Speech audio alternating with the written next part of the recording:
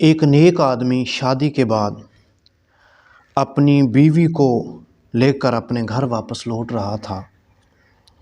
راستے میں سمندر عبور کرنا پڑتا تھا۔ اب اس نیک آدمی نے کشتی کا انتظام کیا۔ اب یہ دونوں کشتی میں سوار ہو گئے سمندر کو پار کرنے کے لیے۔ جس وقت یہ دونوں ان کی کشتی سمندر کے بالکل عین درمیان آئی تو طوفان آ گیا اچانک، اور طوفان اس انداز سے آیا کہ اتنا زیادہ تعداد میں طوفان تھا، بیوی کا اس طوفان کو دیکھ کر خوف کے مارے میں برا حال تھا، اور آخر کار وہ چلا اٹھی۔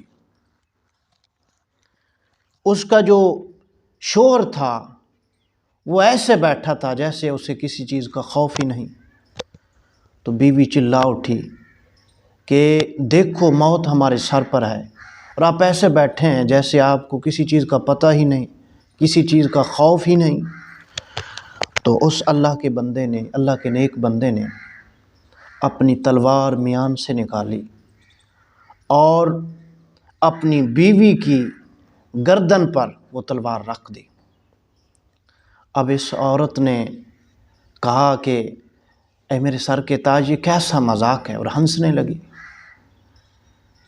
تو اس نیک آدمی نے، اللہ کے بندے نے پوچھا کہ اب تلوار تیری گردن پر میں نے رکھی ہے، تجھے کسی چیز کا ڈر نہیں ہے، خوف نہیں ہے؟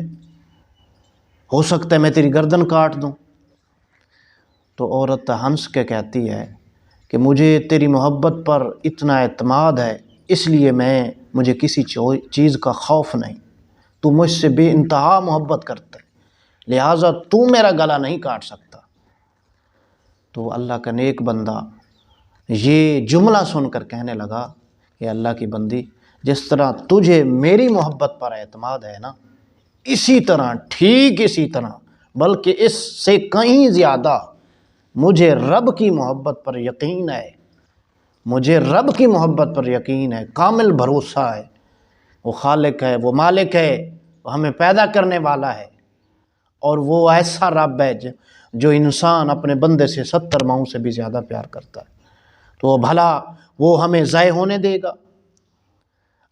وہ تو ایسا کریم رب ہے کہ اگر ہماری کشتی اس طوفان میں الٹ بھی جائے تو اگر ہمیں بچانا چاہے تو اسی طوفان میں سے ہمیں بچا لے گا۔